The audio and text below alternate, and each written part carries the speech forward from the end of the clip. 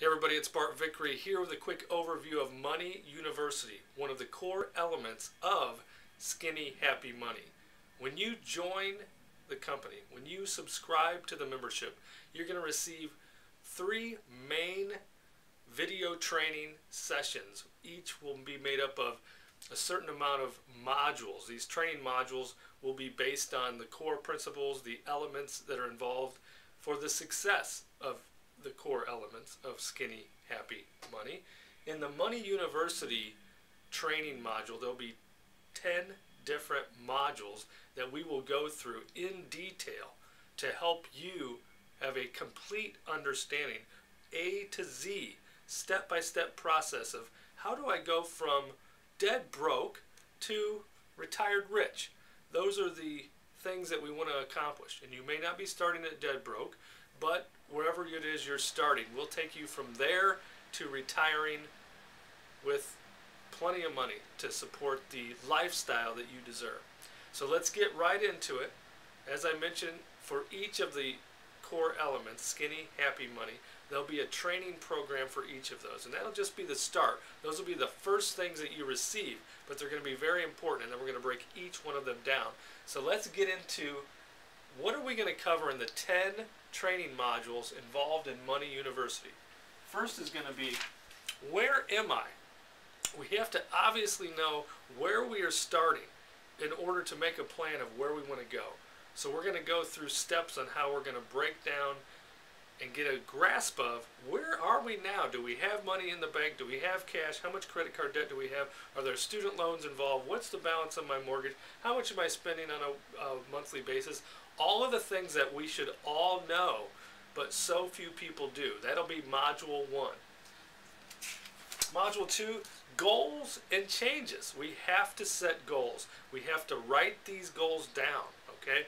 We cannot just hope that one day we're going to finish rich. You know, hope is not a strategy. We're not going to get there if we don't have a process, if we don't have a plan, okay? So we have to have goals. We have to set those goals. For the next 30 days, for the next 90 days, 6 months, 1 year, 5 year, retirement, all of those things, we're going to break them down individually so that we can get to the finish line where we want to be, okay? Only 3% of the world's population, only 3% set written goals, okay? And maybe that's why there's only a few percentage of this population in this country that are actually considered to be wealthy or to retire rich. And I'm sure a lot of those people in that category have set their goals. Okay, goals have worked wonders for me. I'm going to go through specific examples of how those things have worked for me, and those are going to work for you as well. So goals will be involved. We have to make changes, okay? If we're not happy where we're at right now with our financial situation, what things are we going to change in what order, okay? So we're going to go through goals. We're going to go through mindset. We're going to go through commitment, okay? And then the specific changes that we're going to make and we're going to commit to in order to get from A to Z, and at least on our process, on our way to Z, okay? And we're going to try to do all of these things automated. We'll get to that as well. Module 3, emergency fund. Okay, it's just simply some money, some cash, some available funds that we can use in case the car breaks down, or in case you got to bail your best friend out of jail, or pay off a judge, whatever the case may be. We have to have some money available so that we're not borrowing, we're not begging, we're not using credit cards, okay, to fund these emergencies. We will create an emergency fund. We will hold that money in a place that's not easily acceptable, so you're not using it to pay cash for your pizza that you're ordering and whatever else is going on, okay?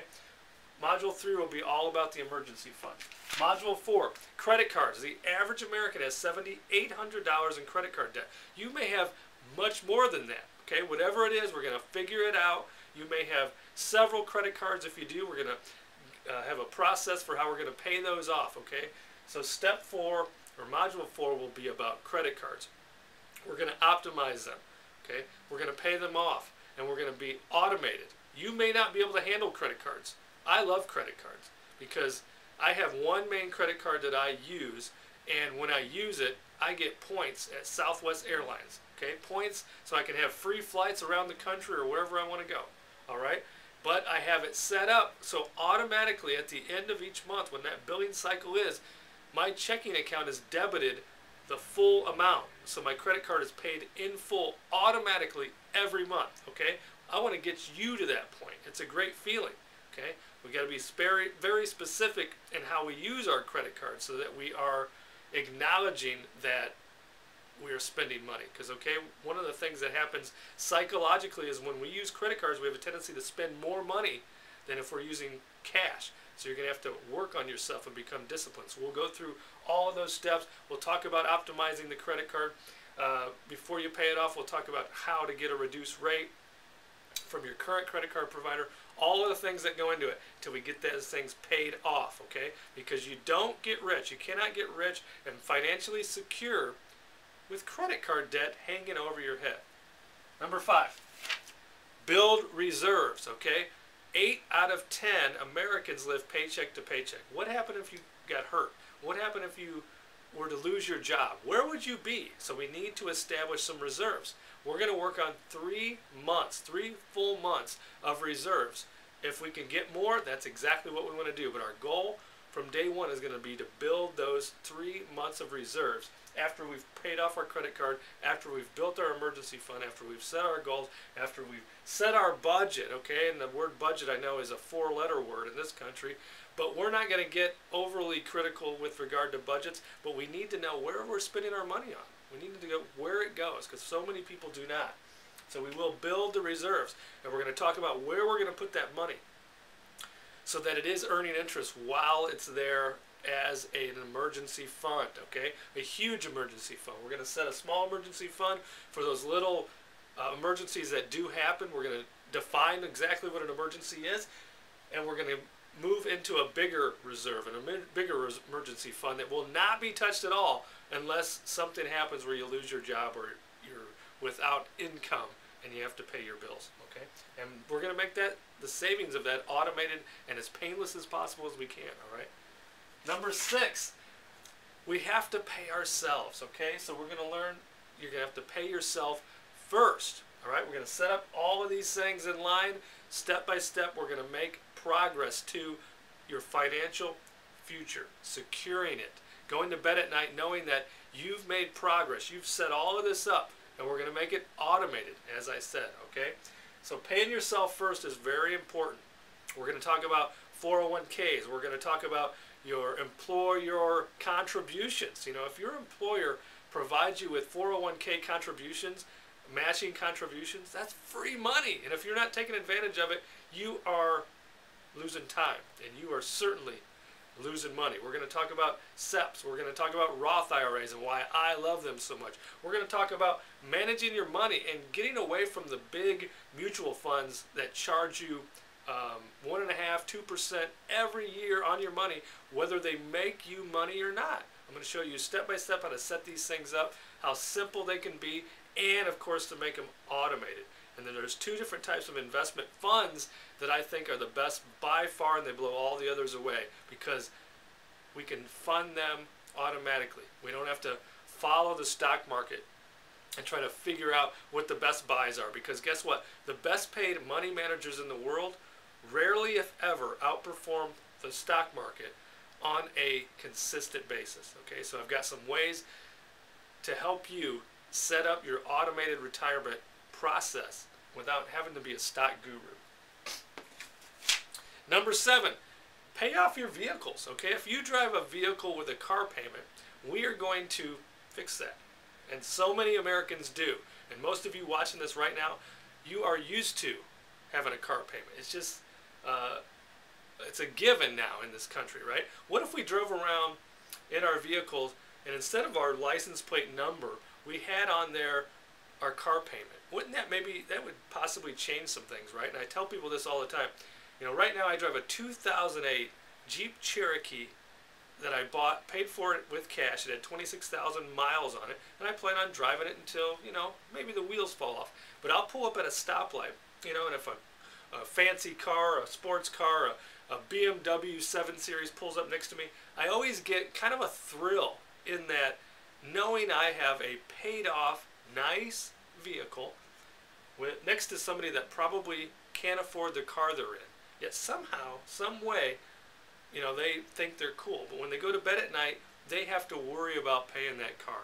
They have to worry about all the debt they've gotten themselves into. And guess what? Cars are not investments. Unless you're some crazy car collector, a car is not an investment. We all know that. We all know it drops 40, 50% when we drive it off the lot as a new car. So we're going to talk about buying used cars, buying reliable used cars, keeping tremendous maintenance on those vehicles, but not having car payments. Okay, that's going to be a huge boon to you, reaching wealth, getting to a retirement that is going to put you in the top echelon, the top 5%, 3% of this country's retirees. Okay, number 8. I know I'm babbling on a little bit, but I wanted to give you this overview. So let's continue on. The next one is the emergency fund. And this is one that a lot of people these days are putting in the wrong order, okay? They're saving up and they're paying for their kids to go to college before they're paying themselves first, and they're still holding credit card debt. We can't do that, okay? We have to put ourselves first when it comes to our retirement or our financial well-being. This comes after all of these things, okay? And we're going to talk about this as well, because this is an interesting subject to me, because only 33% of those that go to college actually graduate. So how much money are you wasting? Are we wasting when we think it's automatically implied that we have to pay for our kids to go to college? Now, before you turn the video off and throw your computer in the garbage based on the stuff that I'm telling you, just listen and hear me out. Module 8, we're going to talk about the education fund, because I do believe in education, but let's talk through some of the misconceptions that I think that are out there that make us feel like we have to pay for our kids' college education. Can't they contribute a little bit? Shouldn't they be working, from the time they can get a job, 14, 15, 16 years old, saving for that instead of getting everything, all right? There's scholarships out there, there's grants. Let's get them involved in the process. And let's make sure that we put the right order to it in our education fund. Number 9, pay off the house, okay? My goal right now as we stand is to have my house paid off in less than the next 5 years, okay? So I'm on that road. I have no car payments, I have no car loans, I have, no credit card debt, I have money saved for retirement, I have money saved for kids' college education. I'm still working on that one, okay, as you can see where it is here. But I'm also working on a plan of how my house is going to be paid off in less than the next 5 years. All right, so we'll talk about that. We'll talk about that as a goal. Could you imagine not having a car payment, no credit card debt, and no house payment? Those are our goals. Why can't we have those as goals? Why can't we really work to create that sound financial future instead of being consumer drones and robots that buy anything and everything out there based on what we see on TV or what some chump that you don't even care about that lives up the road with the last name Jones that you're trying to keep up with. Okay, we gotta band together, in this community. Stay strong and let's build a financial future together.